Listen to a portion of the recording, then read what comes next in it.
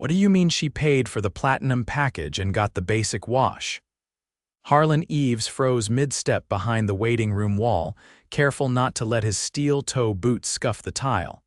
He angled himself just enough to see the front counter. A woman in her mid-30s, damp from the rain, stood with her arms crossed, frustration written all over her face. "I'm telling you, ma'am," said the guy behind the counter, his navy polo hanging loose over his belt, "you must be mistaken. The system shows you only paid for the basic." "I have the receipt right here," the woman said, holding up her phone. "I paid $59, that's the premium platinum package. Your guy spent maybe 10 minutes on my car." The employee scratched the back of his neck. "Look, the receipt may say that, but sometimes the payment system glitches, shows the wrong thing. You still got a good wash." She stared at him, stunned. "Unbelievable." Harlan backed away and slipped into the break room. He hadn't come here because of complaints. In fact, this location store 13 out of his 14 auto detailing shops had the second highest monthly revenue. But the numbers felt off. High revenue, low return visits. A few odd refund requests, nothing concrete. Still, something didn't sit right. He built this business from scratch 15 years ago with a rusted van and a bucket. Back then, it was just him, detailing cars in mall parking lots. Now it was a full-fledged chain with over 100 employees across 14 locations, but with growth came distance. He barely knew the new hires anymore. That's why he disguised himself. He'd never met the crew at store 13. Most of them joined in the last 8 months. He shaved his beard, threw on fake glasses, dyed his hair sandy brown, and used a different last name on the application. Harry Evans was now the newest trainee sent from corporate to learn the ropes. No one blinked when he showed up, just another guy in a gray uniform. "Harry," barked a voice behind him. Harlan turned to see a tall man with a wide chest, sleeves rolled up, clipboard in hand. "You hiding in here already?" the man asked with a laugh. "Just needed a quick sip of water," Harlan said. "Name's Travis. I'm the floor supervisor here. You stick with me today. You'll do fine as long as you don't screw up the interiors or forget tire shine." "Got it, got it." They walked out to the wet lot where 5 cars waited in line. The team moved fast. Sprayers, foam cannons, vacuums humming. Harlan fell into step, grabbing a mitt and helping lather a black SUV. A young guy named Jordan worked next to him, barely older than 20. "Busy day?" Harlan asked, rinsing the hood. "Always. Travis overbooks like crazy, says it keeps the numbers high." "Doesn't that slow things down?" Jordan looked over his shoulder, lowered his voice. "We're not really doing full premiums, at least not when Travis is around." Harlan paused. "What do you mean?" Jordan hesitated. "You'll see." By noon, Harlan had seen enough. 3 customers paid for the platinum package, which included exterior hand wash, clay bar treatment, wax, full interior shampoo, and tire detailing, but they barely got more than a basic vacuum and rinse. Once Harlan caught Travis telling a customer, "Yeah, the rain makes wax pointless. We cut that when it's wet out. Company policy." Harlan knew that was a lie. Inside the staff break room, he sat with Mariella, a soft-spoken woman who'd been there over a year. "You know it's not right, right?" she said quietly, sipping a soda. "But if you say anything, Travis makes your life hell. He cut my hours last time I questioned him." "Why doesn't anyone report it?" Mariella shrugged. "District manager only comes once a month." "Travis puts on a show when he's here. Clean uniforms, extra help, whole fake operation, we just deal." Harlan leaned back in his chair, jaw tight. He hadn't expected this. Sure, some corners might get cut during rush hour, but this, lying to customers, blaming the system. Skipping services people paid for and shaming the employees who tried to do the right thing, he looked over at Jordan, who was reheating leftover pizza. The kid had potential. Smart, fast, good attitude, but you could see the resignation in his eyes. Later that afternoon, Harlan watched Travis pull aside another customer, an older man with a cane, and tell him, "Sir, that platinum package you think you bought must have been a mistake. We only have gold and basic today." That was the moment it clicked. This wasn't cutting corners. This was a full-on hustle. They were upselling premiums, pocketing the difference, and delivering basics. And Travis was the one pulling the strings. Harlan felt a knot rise in his chest as anger settled into his bones. He'd built his company on trust, on honest work, blue-collar pride. Now one of his own was using that name to scam people. He couldn't let this go, not for another hour. Not for another lie, but if he was going to fix it, he needed to see just how deep it went. The next morning started before the sun came up, the sky still a dull gray as Harlan pulled into the back lot at 5:40. He parked in the far corner and watched the crew trickle in. No one was early. Most arrived with their jackets pulled tight, faces blank with exhaustion. The lot was still soaked from last night's rain, and the air smelled faintly of degreaser and cold coffee. Inside, Travis was already pacing the office, phone pressed to his ear, muttering about inventory numbers not lining up. Harlan walked past without being noticed and joined Mariella near the supply sink where she was prepping bottles of glass cleaner. "You always get here before him?" he asked. "Always," she said, not looking up. "He likes making an entrance." The team was already behind. A fleet of 6 sedans from a local insurance company had been dropped off for full interior and exterior service. Each was booked under the executive detail package, an even higher tier service than Platinum, but Travis had only assigned 3 people to the job. "Jordan, Harry, you're on the fleet," Travis barked, clipboard in hand, not even glancing up. "Mariella, take the walk-ins, and make it snappy." "We've got a schedule to keep."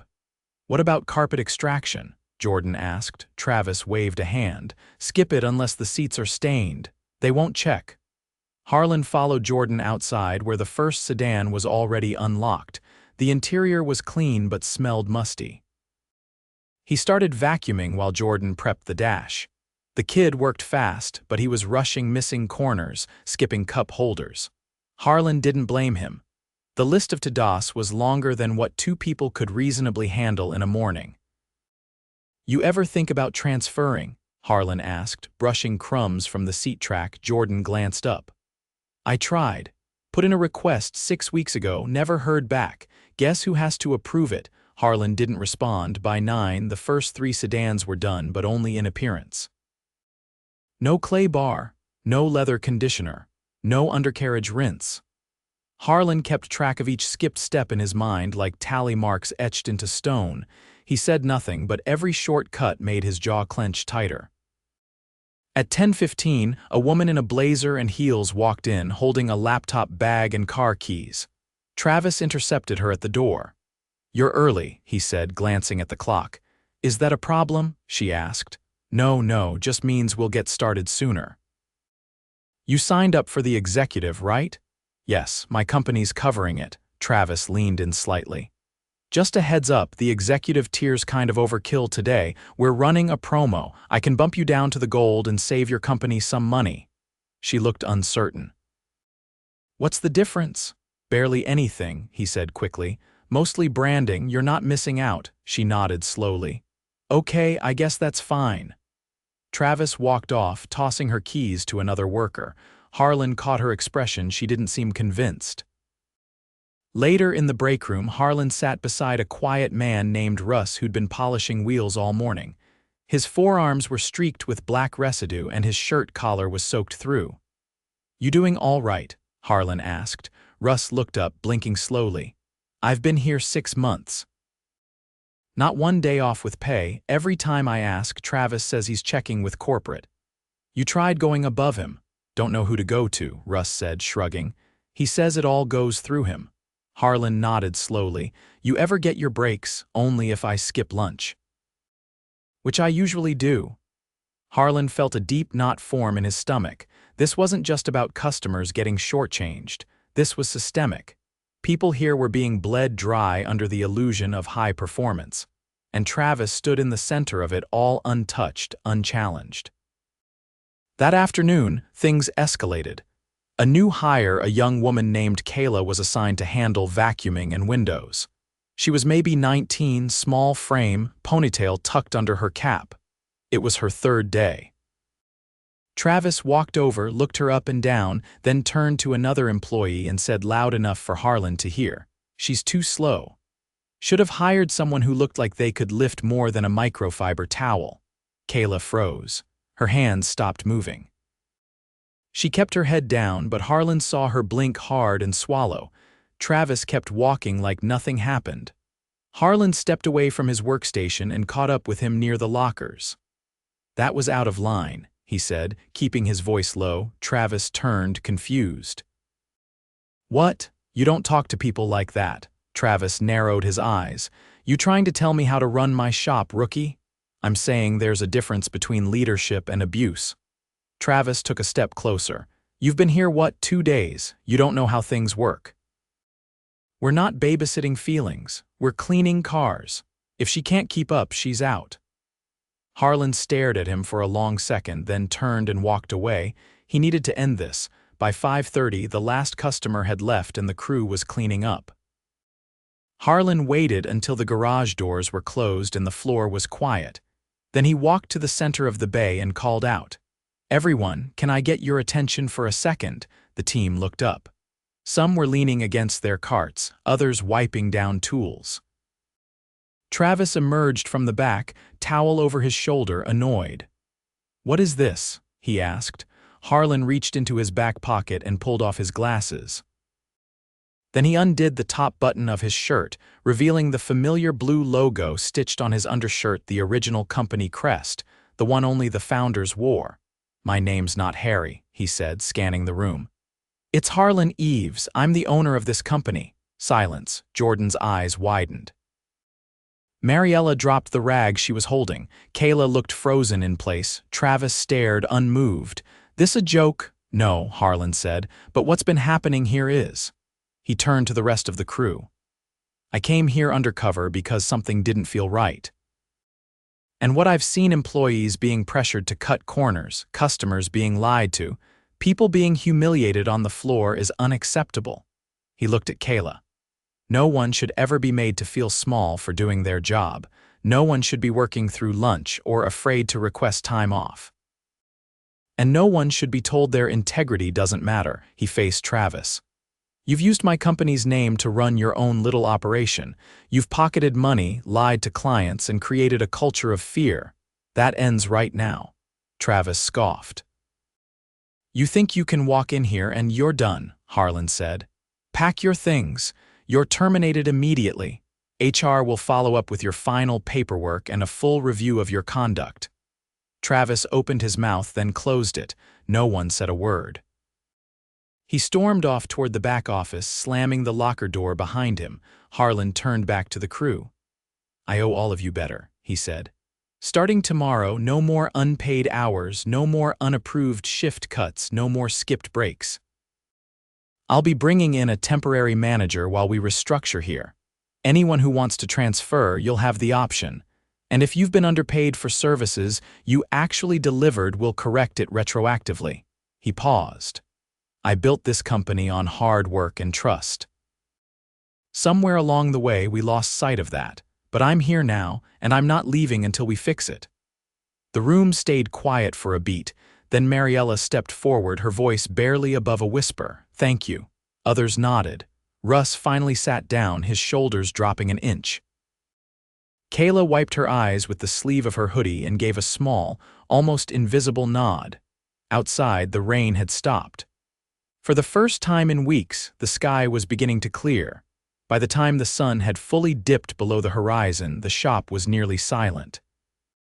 The only sound was the occasional creak of rubber soles on concrete as people moved slowly, tidying up with a kind of care they hadn't shown the night before. There was no music playing through the speakers, no shouted orders, just the kind of quiet that settles after a storm has passed. Harlan stood in the office, his jacket draped over the back of the chair Travis had occupied just hours earlier. The air in the room still carried the scent of his cologne and stale fast food. On the desk were scattered invoices, some with mismatched totals, others with handwriting in the margins. He didn't touch anything, not yet. He was waiting, The door opened and Russ stepped in, holding a clipboard. He hesitated near the threshold like he wasn't sure it was okay to approach. "You don't have to knock," Harlan said. "Come in." Russ handed him the clipboard. "Inventory count." "Figured you'd want to see it." Harlan flipped through the pages, scanning. This was supposed to be done weekly. "I know, hasn't been. I had to pull numbers from 3 different logs." He looked up. "You did all this tonight. I stayed after," Russ said. "Didn't want it to get lost again." Harlan nodded, noting the quiet focus in the man's voice. "You've been holding this place together longer than I realized." Russ didn't respond right away. Then, "We just got used to keeping our heads low. Didn't think anyone up top was paying attention." Harlan set the clipboard down. "That's changing." He meant it. But he also knew change wasn't immediate. One speech didn't undo a culture. One firing didn't rebuild morale. The next morning, he returned before opening. He parked in the same spot, but this time walked through the front. The crew was already inside, some sitting on overturned buckets, others leaning against the wall. No one said much, but there was a different energy in the air, tense, uncertain, but alert. Mariella stood off to the side, arms crossed but not defensive. Jordan was tying his apron, chewing on the inside of his cheek. Kayla looked freshly showered, hair pulled into a tighter bun than the day before. "Morning," Harlan said. "I know it's early, but I wanted to talk before we open." They gathered around him, not tightly, but close enough. "I'm not going to pretend yesterday fixed anything, but I'm here now and I'm going to stay until this place is back on track. That starts today." He motioned toward the glass door. Outside, a white SUV pulled up and idled. "That's Allison. She's a senior field manager. She'll be taking over for now. You can come to her with anything scheduling, pay, procedures." The door opened and Allison stepped in, clipboard under her arm, dark hair pulled back, expression calm but deliberate. She didn't waste time with introductions. She walked straight to the bay floor and began inspecting the equipment, taking notes, asking short, specific questions. Harlan turned back to the team. "I've got a few things I want to go over." He pulled a small stack of papers from his folder. "First, we're doing one-on-one check-ins this week. Everyone here gets a chance to speak privately about anything hours, safety suggestions. You'll be paid for that time." Jordan raised his hand slightly. "Will this actually lead to changes? Because we've filled out surveys before." "This isn't a survey," Harlan said. "It's a conversation. And yes, it'll lead to action." There were no cheers or applause, just quiet nods and eyes that didn't look away. By mid-morning, the first customers had arrived. Harlan stayed on the floor, working alongside the team, not as a spy now, but as a presence. He helped rinse down a truck with Kayla, who moved more deliberately today, checking her work twice before moving on. "You always this careful?" he asked. "Only since I got yelled at for missing a door pocket," she said without looking up. "You didn't miss anything today." She didn't smile, but her shoulders relaxed slightly. Inside, Allison was reviewing the appointment system. She sat with Mariella at the front desk, cross-referencing call logs with appointment confirmations. "These time slots are impossible," Allison said. "Who designed this layout?" Travis, Mariella answered. "He said overbooking was necessary to hit numbers." Allison scanned the screen. "This isn't overbooking, this is setting people up to fail." She adjusted the screen and began dragging appointments to new times. Mariella watched, confused. "You're moving them." "Not all of them. Just the ones that make no sense. We'll call and explain. And if we lose a few customers for being honest, that's a better outcome than lying to all of them." Mariella looked at the screen again, then back at her. "You should have been here 6 months ago." "I'm here now," Allison said. In the garage, Russ was working on a minivan interior, pulling out the floor mats. Harlan noticed he was using a different vacuum, a newer model he hadn't seen before. "Where'd you get that one?" Harlan asked. "Found it in the back, buried under old towels. Still works fine, just needed a new cord." Harlan crouched beside him. "You always fix things on your own." "Only way they got fixed," Russ replied, not bitter, just stating a fact. Across the bay, Jordan was finishing up a tire shine on a compact sedan. He stood and waved Harlan over. "That guy in the silver Civic," he said quietly. "He asked for a service that's not on the menu, something called graphene layer." Harlan frowned. "We don't offer that. He said Travis sold it to him last month, charged him $100. Harlan stepped toward the front to intercept the customer before he left. "Excuse me, sir, can I ask where you heard about that graphene layer service?" The man, mid-40s, looked confused. "Your guy Travis, he said it was a new upgrade, said it'd protect the paint for a year. Do you remember what you received?" He sprayed something on the hood, wiped it down. "Took maybe 5 minutes." Harlan nodded slowly. "I'm sorry to say that wasn't a real product. We're going to refund you today." The man blinked. "Seriously, seriously. And if you'll leave your contact info, I'd like to offer you a complimentary executive package done properly." The customer hesitated, then nodded. "All right. Appreciate it." Back inside, Harlan found Allison near the supply shelves. "I need a full list of every service Travis claimed we offered, anything he sold off the books or fabricated." She was already ahead of him. "I've started compiling it. There are at least 4 so far. We're going to have to audit every receipt from the last 3 months." "Do it," Harlan said, "and flag anything with odd pricing. I'll handle the fallout." The rest of the day moved in a strange rhythm, familiar tasks but a different atmosphere. No one rushed. The team still worked hard, but there was a sense of care now. They checked their work. They asked questions. They didn't flinch when Allison approached. Late in the afternoon, Harlan stood with Kayla while she wiped down the last panel on a red crossover SUV. She paused, stepped back, then wiped it again.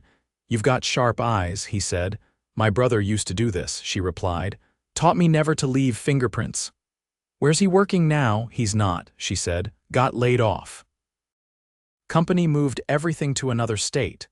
"That why you took this job?"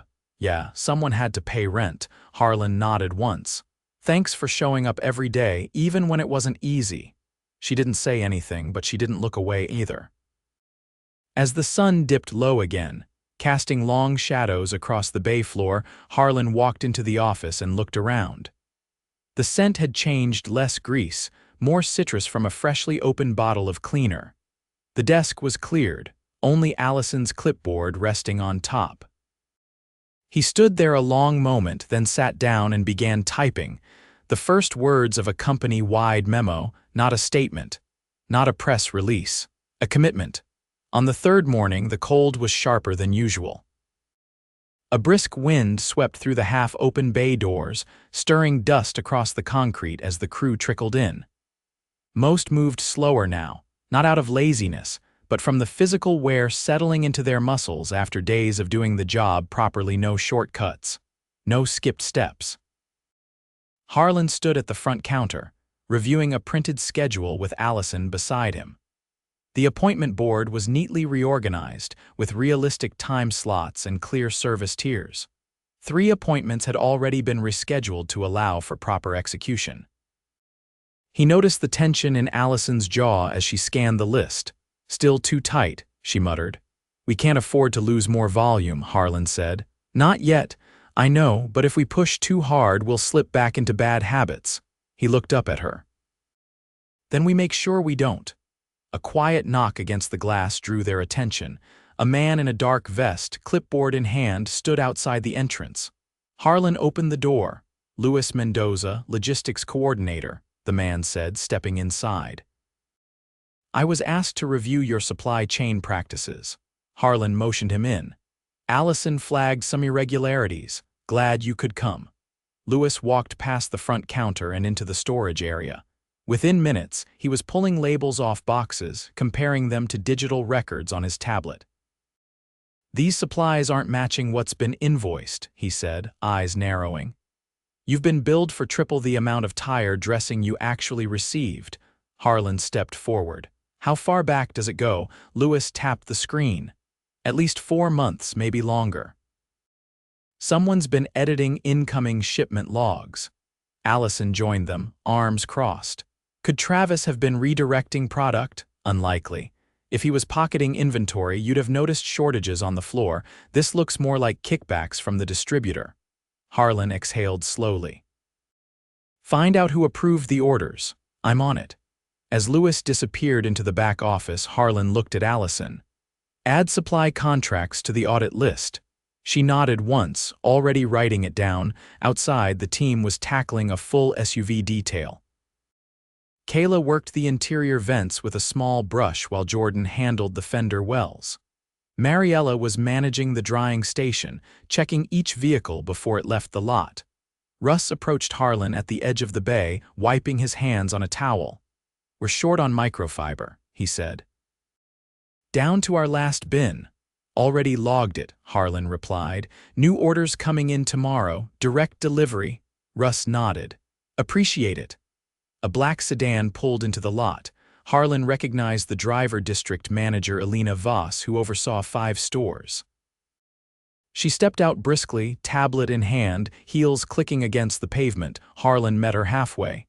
You got my message. I did, she said. You wanted to meet about staff structure, not just that. I want a full review of hiring practices. I'm talking background checks, reference verification, and how field leadership is being vetted. Travis slipped through too easily. Elena raised an eyebrow.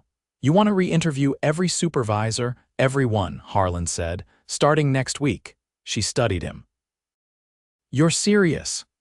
I'm done assuming things are fine because the numbers look good. She nodded slowly. All right, I'll start pulling files today. He watched her go, then turned back toward the garage. Inside, Kayla was crouched beside a car door, carefully removing a stubborn sticker from the window. Her movements were precise but slow, and her fingers were trembling slightly. Harlan walked over. You okay? He asked. She didn't look up. Didn't sleep much. My power got shut off last night. Harlan crouched beside her. Why didn't you say something? She scraped the last bit of adhesive from the glass. Didn't think it mattered. He stood. Take a minute. Come with me. She followed him to the office where he pulled out a chair and poured her some water. I set up an emergency assistance fund 2 years ago. It's for situations like this, he said. You'll get a one-time grant to cover what you need. No application, no wait. She stared at him, unsure. Why? She asked. Because showing up every day under pressure doesn't go unnoticed, he said. And because I should have made this help visible a long time ago. She nodded once quietly. Russ knocked on the door frame. Minor situation out front, he said. Might want to take a look. Harlan stepped outside and saw a man standing near the customer bench, arms crossed, speaking to Mariella with clipped words. He was holding a receipt and pointing at a silver truck parked nearby. I paid for a full wax, the man said. I don't see any shine. You people think I won't check, Harlan approached calmly. Is there a problem? The man turned. Yeah, I paid for a premium service and I'm not seeing results. Harlan looked at Mariella, who was holding the receipt. She handed it to him silently. He read it. This is from 5 weeks ago. Exactly. I was told it would last 2 months. It's already fading. Harlan examined the truck. The surface was clean, but dull, not the kind of finish their synthetic wax should leave behind. Did Travis handle this job? He asked. Mariella nodded slowly. Harlan turned back to the man. I apologize. That service wasn't completed properly. We'll reapply the full wax today, no charge, and I'll personally inspect the work before you leave. The man's shoulders dropped slightly. All right. I just want what I paid for. You will. As the truck was pulled into the bay, Harlan walked back to the side office and called Allison. Start compiling a list of all premium jobs done under Travis in the last 60 days. I want to notify every customer. Offer a redo or full refund. That'll be a lot of calls, she said. Then we start now. By late afternoon, the tone of the shop had shifted again, not from tension, but from steady confidence. The crew worked methodically, no one cutting corners, no one glancing over their shoulder. Harlan paced the floor, inspecting jobs, answering questions, helping when needed. Lewis returned from the back. Found the approval trail, he said. One of our procurement officers was getting kickbacks from the supplier. I've already flagged it with compliance. Harlan took that in, jaw tight. Terminate the supplier contract, effective immediately, already in motion. We'll switch to verified vendors starting next week." As Lewis walked off, Harlan looked around the bay again. The floor was cleaner. The tools were organized. There was no shouting, no rushed movements. Just steady, honest work. Outside, the sun had dipped below the rooftops, casting gold light across the lot. The last customer of the day, a woman with 2 kids in the back seat, smiled as she picked up her car, waving briefly at Mariella. Inside, Kayla was gathering the last of her tools. Jordan was wiping down the vacuum hoses. Russ sat on a stool near the sink, stretching his back. Harlan stepped into the center of the bay. "Before you all head out," he said, "I want you to know what happens next." They paused, listening. "This location will become the new training ground for incoming managers. Not corporate trainers, real people from this floor. I want future leaders to learn here where accountability lives. That starts in 2 weeks." He looked at each of them. "Russ will be our first technical lead. Mariella's moving into the customer experience role, and Kayla," he paused, "you're joining the onboarding team. You'll help teach new hires how we do things right." Kayla blinked, stunned.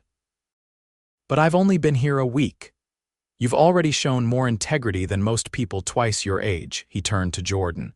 "And you'll be shadowing Allison, learning scheduling, logistics, and how to manage without fear." No one clapped. No one needed to. The silence felt heavier than applause. As the last lights flicked off, Harlan stood in the doorway, watching the team filter out into the night. Jackets pulled tight, bags slung over shoulders, but heads held high. He didn't feel triumphant. He felt grounded, anchored. This wasn't the end of a story. It was the return to the one he'd meant to write all along.